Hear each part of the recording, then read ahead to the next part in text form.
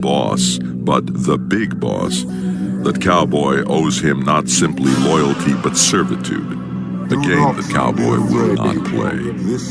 Goddamn right, Arkady says. We know they're offering their services to Iowa and Arkansas.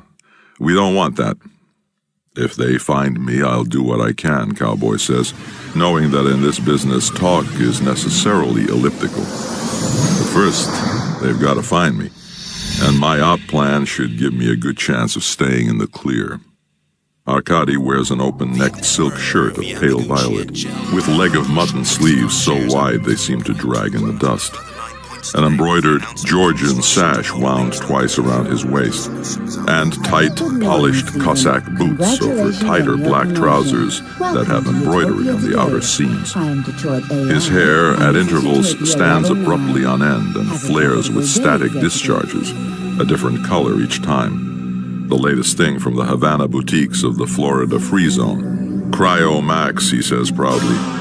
Cowboy knows Arkady couldn't be Cryo Max if he spent his life trying. It isn't in him. In fashion, he is a follower, not a leader. Here, he's just impressing the Hicks and his toadies. Arkady is a big, brusque man, fond of hugging and touching the people he's talking to.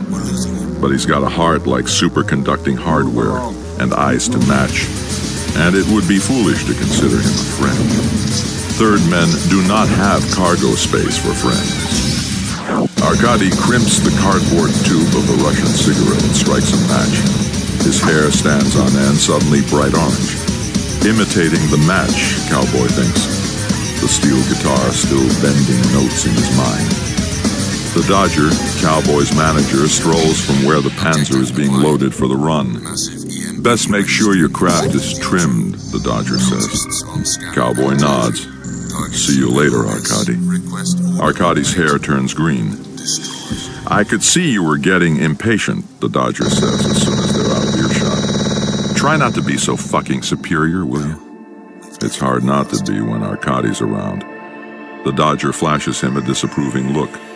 He must have to butter his ass, Cowboy says, to get into those pants. He can see the lines around the Dodger's eyes grow crinkly as he tries to suppress his laughter. The Dodger is an older man, rail lean, with a tall forehead and straight black hair going gray.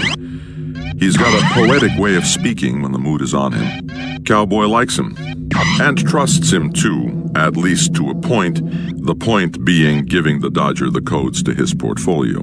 He might be naive, but he is not stupid. Cowboy watches as the last pieces of cargo are stowed, making sure the Panzer is trimmed, that all's ready for the run across what the Dodger, in an evocative mood, had once christened Damnation Alley. What's my cargo? Cowboy asks. He smiles diffidently, wondering if the Dodger can see the thoughts behind his artificial eyes, the suspicions, the discontents. Just for the record. The Dodger is busy cutting a plug of tobacco. Chloramphenylorphan, he says. There's going to be a shortage on the East Coast. The hospitals will pay a lot, or so the rumors say. He grins. So be of good cheer. You're going to make sure a lot of sick people stay alive. Nice to be sort of legal, Cowboy says, for a change. He looks at the Panzer, all angular armor and intakes, ugly and graceless compared to a Delta. He owns this one, but he hasn't given it a name, doesn't think of it in the same way. A Panzer is just a machine, not a way of life, not like flying. Cowboy calls himself Pony Express. It's his radio handle, another nickname. He wants to keep the idea alive, even if it can't take wing. Cowboy climbs on top of the Panzer, worms through the dorsal hatch, and sits down in the forward compartment. He studs a jack in his right temple, and suddenly his vision is expanded, as if his two eyes were stretching around his head, and a third eye surfaced on top. He calls up the maps he has stored on comp, and displays begin pulsing like strobes on the inside of his skull. His head has become a ROM cube. Inside it, he sees fuel trucks spotted down the alley and ready to roll when he needs to be topped up. There is his planned route, with deviations and emergency routes marked, drawn in wide bands of color. There are old logs and deep coulees and other hiding places spotted like acne on the displays, all marked down by Arkady scouts.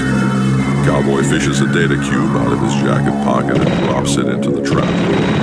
The display flares with another series of pinpricks, his own secret hiding places, the ones he prefers to use, that he keeps up to date with scouting forays of his own. Arkady, he knows, wants this trip to succeed. But Cowboy doesn't know everyone in the Third Man's organization, and some of them might have been bought by the privateers. Best to stick with the places he knows are safe. The Panzer rocks slightly, and Cowboy can hear the sound of footsteps on the Chobham 7 armor. He looks up and sees the Dodger's silhouette through the dorsal hatch. Time to move, Cowboy, the Doctor says, and then spits his chaw over the side. Yo, says Cowboy. He unplugs himself and stands up in the cramped compartment. His Kikuyu pupils contract as he puts his head out the hatch and looks west, in the direction of the wide-dark Rockies he knows are somewhere over the horizon. He feels, again, the strange lassitude infecting his heart, a discontent with things as they are. Damn, he says. There is a longing in the word. Yeah, says the Dodger. I wish I was flying. Yeah. The Dodger looks pensive. Someday, Cowboy, he says, we're just waiting for the technology to roll around the other way again. Cowboy can see Arkady standing by his armored Packard, sweating in the shade of a cottonwood, and suddenly the discontent has a name. Chloramphenylorphan, he says.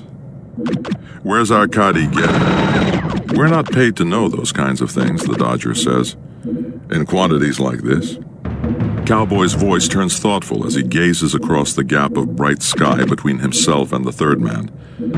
Do you think it's true, he asks, that the orbitals are running the Third Man, just like everything else? The Dodger glances nervously at Arkady and shrugs.